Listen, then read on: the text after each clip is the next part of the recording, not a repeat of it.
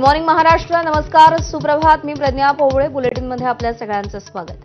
बुलेटिनच्या सुरुवातीला एक अत्यंत महत्त्वाची बातमी. छत्रपती संभाजीनगरच्या डॉक्टर बाबासाहेब आंबेडकर मराठवाडा विद्यापीठानं धाडसी निर्णय घेत 4 जिल्ह्यातील नामांकित 113 महाविद्यालयाचे पदव्युत्तर प्रवेश थांबवले. प्रवेश थांबवलेल्या महाविद्यालयांमध्ये उच्च शिक्षण मंत्री चंद्रकांत पाटील यांच्यासह मंत्री, आमदार, माजी मंत्र्यांच्या संबंधित शिक्षण संस्थांचा समावेश आहे.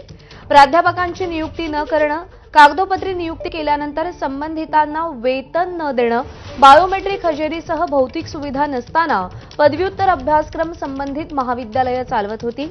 त्याची 3 सदस्यीय समितीनं तपासणी केल्यानंतर हा बोगसपणा उघडकीस आलाय.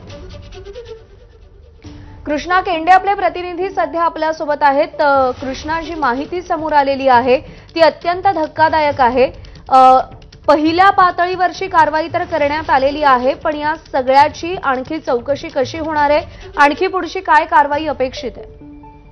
डॉक्टर बाबासाहेब आंबेडकर मराठवाडा विद्यापीठाच्या कुलगुरूंनी हा अत्यंत धाडसी निर्णय यासाठी घेतलेला आहे की या ज्या सगळ्या संस्था आहेत त्या राजकारण्यांच्या आहेत, ज्यामध्ये मराठवाड्यातल्या बहुतेक राजकारण्यांच्या संस्थेचा समावेश आहे आणि यामध्ये प्रवेश घेऊ नका अशा प्रकारच्या सूचनाच त्यांनी केलेल्या आहेत. आणि या कॉलेजची संख्या जी आहे ती 113 एवढी आहे आणि यामध्ये ज्या सुविधा असायला हव्यात, म्हणजे मान्यता घेताना सांगितलेल्या ज्या सगळ्या सुविधा आहेत त्याच या ठिकाणी समितीला मिळालेल्या नाहीत आणि त्यामुळे हे जे प्रवेश आहेत ते थांबवण्यात आले आहेत. नॅकचं मूल्यांकन देखील या ठिकाणी करण्यात आलेलं नव्हतं, जसं की बायोमेट्रिक हजेरी देखील नव्हती, भौतिक सुविधा पाहायला मिळाल्या नाहीत, प्राध्यापकाची नियुक्ती केवळ कागदावरच पाहायला मिळाली, प्रत्यक्षात पाहायला मिळाली नाही. विशेष म्हणजे चंद्रकांत दादा पाटील यांच्या हे ज्या संस्थेचे अध्यक्ष आहेत त्या संस्थेचा देखील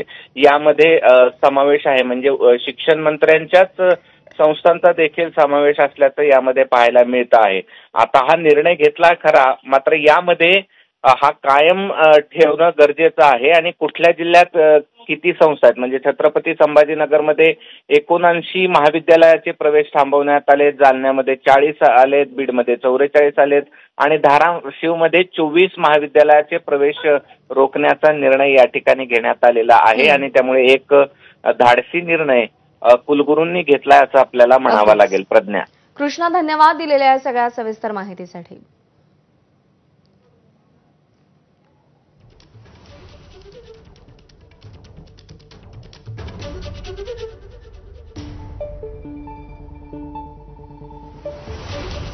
तर छत्रपती संभाजीनगरमधील 79 कोणत्या जिल्ह्यातले कोणत्या किती कॉलेजेसना प्रवेश नाकारले गेलेले आहेत ते आपण पाहतोय. जालन्यातील 40, बीडमधील 44, धाराशिवमधील 24, तसे एकूण 113 कॉलेजेसना प्रवेश बंदी करण्यात आली.